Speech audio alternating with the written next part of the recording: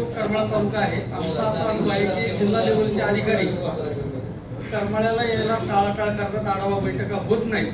तर आज तुम्ही उद्या जे 4 बैठका जाहीर केलेल्या आहेत त्याचं मी स्वागत करतो.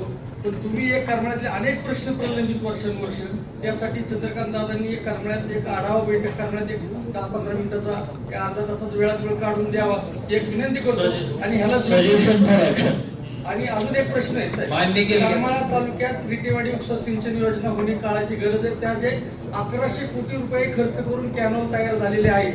आदरणीय खासदार रणजित दादांच्या उपस्थितीत मंत्रालयात बैठक झाली. जलसंपदा विभागाने त्याला अहवाल दिलेला आहे की ही योजना कॅपेबल आहे, होऊ शकते.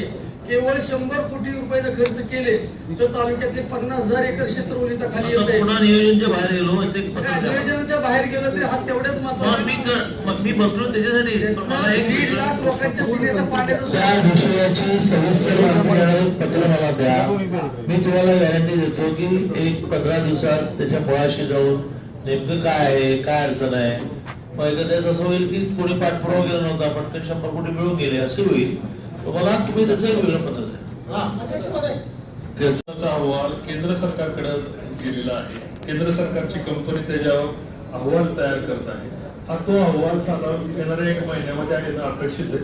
ते झालं की फेर जल नियोजन होईल आणि त्याच्या फेर जल नियोजन नंतर मग रिटेवाडी आणि मांगेच्या दोन्ही योजना मार्गी लागतात. एक विषय आहे, महात्मा फुले जन आरोग्य योजनेला जिल्ह्याला देखरेख समिती आहे. तशाच पद्धतीने